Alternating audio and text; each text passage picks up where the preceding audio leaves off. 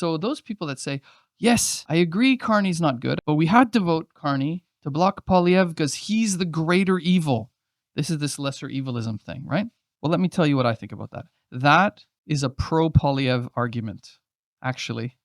In the same way that advocating a vote for Hillary Clinton or Joe Biden, what is the end result of that? We see it in America. The end result of that is Donald Trump. Twice, actually. And he's more emboldened now. You want to fight Donald Trump? You want to fight Pierre Poilievre? I do. He is my class enemy. So is Mark Carney. It's their class enemy. How do you fight them? You don't fight it by supporting the other evil. Or I won't say lesser evil. I will say other evil. Actually, these are both capitalist politicians and both capitalist parties. For example, the anger that public sector workers have against Poilievre because they worry that he's going to lay them off is totally justified, and we sympathize with that.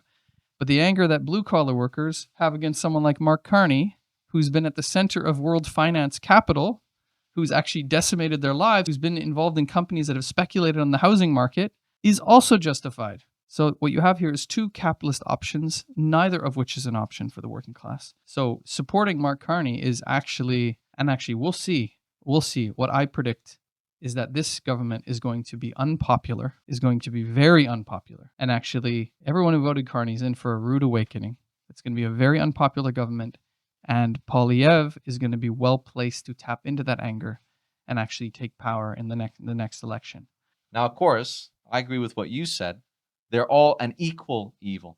But listen, the Liberals federally, the worst austerity in modern Canadian history, wasn't the Conservatives. It was the Liberals. Yep. It was Jean Chrétien, Paul Martin, made vicious attacks to transfer payments, which meant vicious cuts to healthcare and other social programs. That was the Liberals. In Ontario, it was the Liberals who privatized Hydro One, the utilities. Another thing, speaking of Ontario, Mr. Doug Ford, we had the provincial election just a little while ago.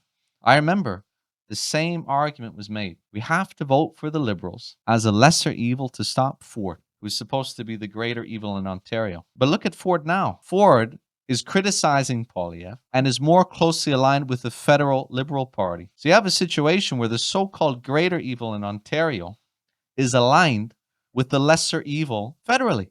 And this shows you the weird mental acrobatics that you have to perform. What we're seeing is all of these parties are fundamentally the same. That's how they can shift alliances so easily. They're fundamentally the same. Yeah, just political opportunism either way, you know? Yeah.